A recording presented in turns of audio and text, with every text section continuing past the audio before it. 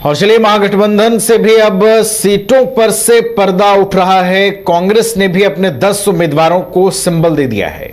कांग्रेस ने विधानसभा चुनावों के लिए पहले चरण के लिए 10 उम्मीदवारों को सिंबल दे दिया है। औरंगाबाद विधानसभा से आनंद शंकर को सिंबल मिल गया है। राजापाकड़ विधानसभा से प्रतिमा दास को सिंबल मिला है। बछवाड़ा से शिव प्रकाश गरीबदास को सिंबल मिला है। बरबीघा से त्रिशूलधारी सिंह को सिंबल मिला है। नालंदा से कौशलेंद्र कुमार को सिंबल मिला है और वजीरगंज से डॉक्टर शशि शेखर सिंह को सिंबल मिल गया है। कुटुंबा विधानसभा से कांग्रेस के प्रदेश अध्यक्ष राजेश राम को टिकट मिल गया है। सुल्तानगंज से ललन कुमार को सिंबल मिला है। बेगूसराय से अमिताभ भूषण को सिंबल मिला है। अमरपुर विधानसभा से जितेंद्र सिंह को सिंबल मिल गया है। तो 10 उम्मीदवार हैं कांग्रेस के जिन्हें सिंबल दे दिया गया है, यानी कि 10 सीटों पर कांग्रेस ने अपनी स्थिति स्पष्ट कर दी है।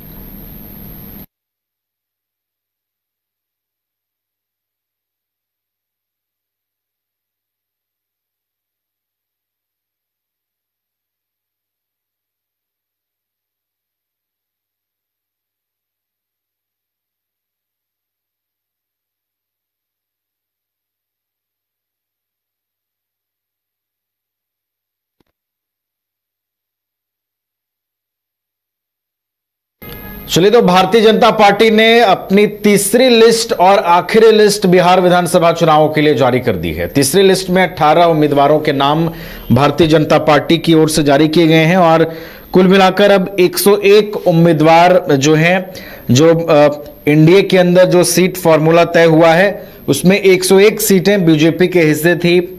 उन सभी 101 सीटों पर बीजेपी ने अपने प्रत्याशी घोषित कर दिए हैं, अपने उम्मीदवारों के नामों का ऐलान कर दिया है। अगर तीसरी लिस्ट हम बात करें बीजेपी की, तो उसमें 18 उम्मीदवारों के नाम हैं और अगर आप देखें तो कई मौजूदा विधायकों का टिकट भी कटा है। कई नई चेहरों पर भरोसा भी पार्टी ने जताया है। कोचा धामन से श्रीमती वीणा देवी को चुनावी मैदान में उतारा गया है। मोहनिया से श्रीमती संगीता कुमारी जो हैं वो बीजेपी की प्रत्याशी बनाई गई हैं।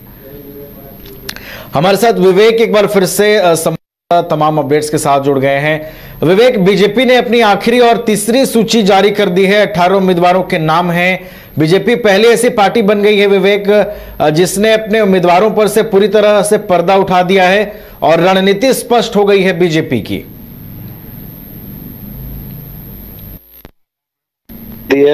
इसमें राघोपुर से जो है सतीश कुमार यादव को उम्मीदवार बनाया गया। राघोपुर जो क्षेत्र है और तेजस्वी यादव भी वहां से भी विधायक है, तेजस्वी यादव का क्षेत्र है। ऐसे में कर सकते हैं यादव की वहां पे वर्सेस लड़ाई होगी।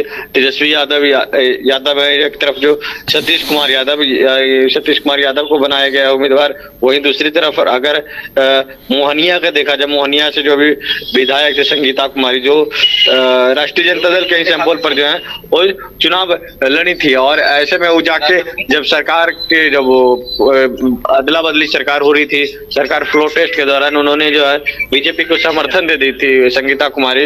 उसके बाद जो है संगीता कुमारी जो है परसों बीजेपी के साथ सदस्यता लेती हैं। उसके बाद बीजेपी की ओर से जो उनको उम्मीदवार बनाया जाता है। इसके साथ साथ भभुआ से जो है भरत बिंद को उम्मीदवार बनाया गया है। वो भी भरत बिंद जो है आरजेडी के विधायक रह चुके हैं। तो ऐसे में साफ तौर पे कह सकते हैं कि बीजेपी जो है अपनी आखिरी जो सूची है वो जारी कर दी है और लगातार जो है इस बार प्रत्याशियों को जो चयन किया गया है उसमें सब जातियों का ध्यान रखा गया है। इसके साथ ही साथ रामगढ़ की अगर बात करते हैं तो अशोक कुमार सिंह है वहां से बनाए गए रामगढ़ से अभी जो है विधायक हैं। रामगढ़ से विधायक आपका सुजीत सिंह के भाई हैं वहां से विधायक। तो ऐसे में कहा तो सुधाकर सिंह के भाई हैं वहां से विधायक। तो ऐसे में साफ तौर पे जो है वहां पे भी जो सिंह वर्सेस सिंह, राजपूत वर्सेस राजपूत की लड़ाई वहां पे भी देखने को मिल रहा है। इसके साथ ही साथ कल्याणपुर जो है सच्चिदानंद सिंह को बनाया गया है और इसके साथ ही साथ हरिसिद्ध से आगे से कृष्णनंदन पासवान को बनाया गया उम्मीदवार, जो बिहार सरकार का मंत्री हैं। तो ऐसे में साफ तौर पे कह सकते हैं कि आखिरी जो सूची है वो आखिरी सूची जारी कर दिया गया और तमाम जो प्रत्याशियों को जो है इस बार ध्यान रखा गया है। इसके साथ साथ जो तमाम जातियों का जो है जाति फैक्टर बिहार में विशेष कहा जाता है, जाति फैक्टर को ध्यान रखते हुए उम्मीदवारों को भी चयन किया गया। जी नवीन। चलिए, तो तमाम समीकरणों को साधते हुए और कई फैक्टर्स पर जो है ध्यान देते हुए प्रत्याशियों का चयन हुआ है और भारतीय जनता पार्टी ने अपने उम्मीदवारों की लिस्ट जो है वो जारी कर दी है। सभी 101 सीटों पर अपने उम्मीदवार उतार दिए हैं। बहुत बहुत आपका धन्यवाद विवेक, हमारे साथ जुड़ने के लिए, तमाम अपडेट्स हम तक पहुंचाने के लिए।